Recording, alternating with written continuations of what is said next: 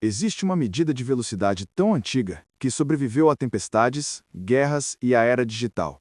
Uma unidade tão precisa que até hoje aviões e navios modernos se recusam a abandonar. E quando você descobrir o motivo, vai perceber que substituir um nó por quilômetro por hora colocaria vidas em risco. Mas ninguém fala sobre isso. Ao longo da história, exploradores cruzavam oceanos e céus desconhecidos confiando em uma unidade de velocidade quase secreta. Eles não falam em quilômetro por hora, falam em nós.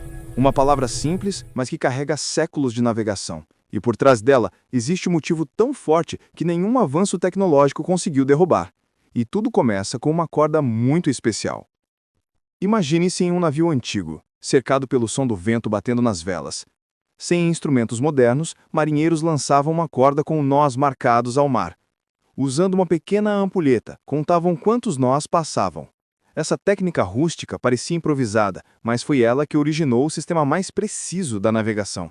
E o mais curioso é que ele funciona melhor até hoje. Com o tempo, esse método evoluiu para a milha náutica, criada não por acaso, mas acompanhando diretamente a forma da Terra. Uma milha náutica representa 1 minuto de latitude, algo que o quilômetro por hora não considera. Esse alinhamento com o planeta fez com que navios e aviões adotassem os nós como parte de sua linguagem universal. Mas essa ligação vai muito além de mapas. Latitude e longitude são a espinha dorsal da navegação global, e a milha náutica conversa diretamente com elas.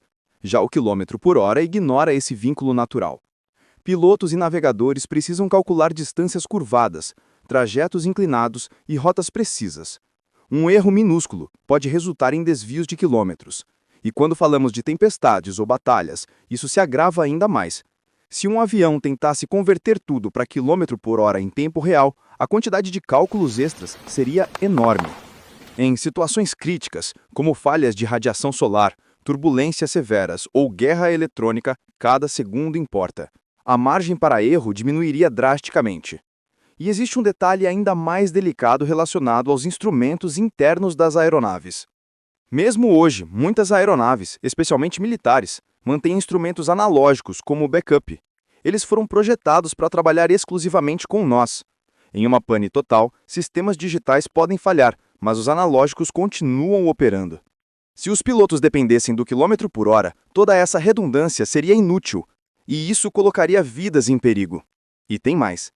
Aviões de caça, que voam acima de 1.000 km de distância por hora, utilizam nós porque essa unidade mantém a coerência durante rotações, curvas e longos deslocamentos.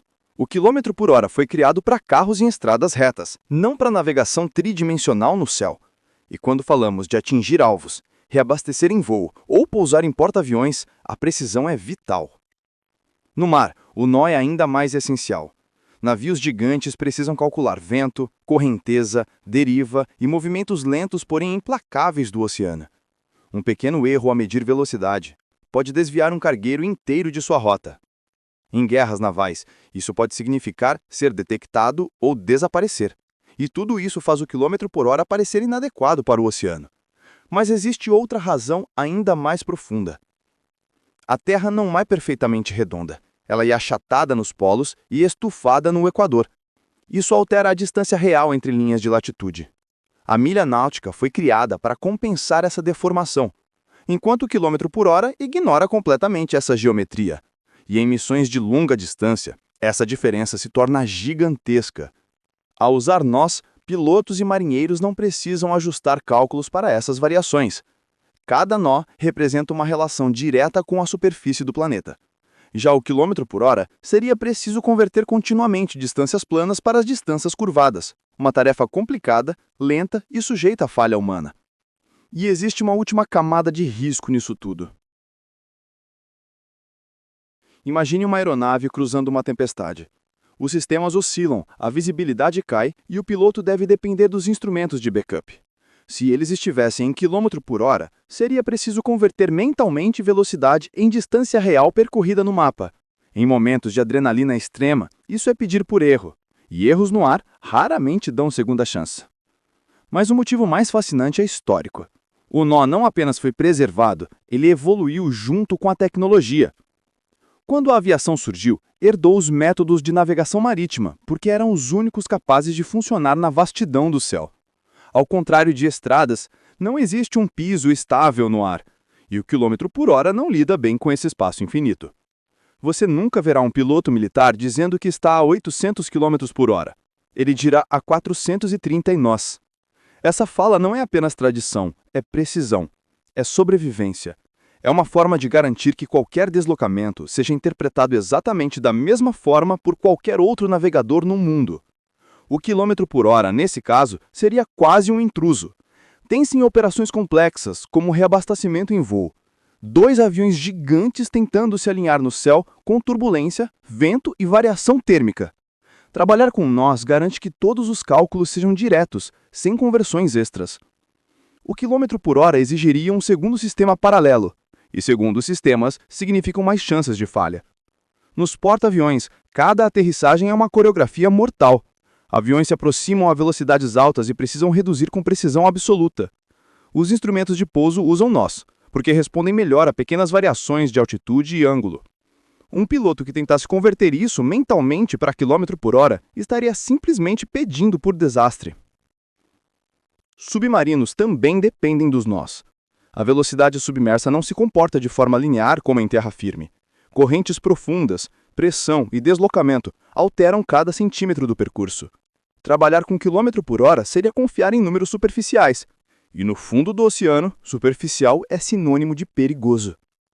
Até sistemas automáticos modernos como radares marinos e computadores de voo são calibrados em nós, porque o cálculo preciso de distância futura depende dessa unidade. Nada impede que trabalhem em quilômetro por hora, exceto o fato de que ficariam menos eficientes, exigiriam mais recursos e aumentariam o tempo de resposta. E isso é crítico em combate. A verdade é que o quilômetro por hora pertence ao mundo terrestre. Estradas, cidades, trajetos planos. Já o nó nasceu para navegar o imprevisível. Mares incontroláveis e céus caóticos. Ele não mede apenas velocidade, mas também a relação com mapas globais. E poucos percebem o quanto essa característica ainda salva vidas diariamente. Outro detalhe sombrio. Os satélites podem falhar. GPS pode sair do ar por motivos militares ou tempestades solares. Quando isso acontece, tudo volta ao básico. Bússola, astrolabe moderno e nós.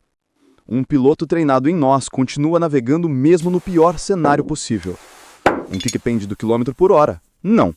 E se a tecnologia global falhasse hoje, navios e aviões continuariam funcionando, porque o nó não depende de rede, sinal ou cálculo externo. Ele depende do planeta. Ele está amarrado ao funcionamento natural da Terra. E é por isso que essa unidade nunca desapareceu. E há ainda o último segredo que quase ninguém percebe. Quando um comandante diz que seu navio mantém 20 nós, ele não fala apenas sobre velocidade. Ele fala sobre tempo, distância e posição futura, tudo em uma única informação compacta. O quilômetro por hora jamais conseguiu fazer isso. Por isso, a unidade sobreviveu a guerras, revoluções e desastres, e se mantém intacta até hoje. A pergunta que muitos fazem é: por que não padronizar tudo em quilômetro por hora? A resposta é simples. Porque padronizar significaria perder precisão.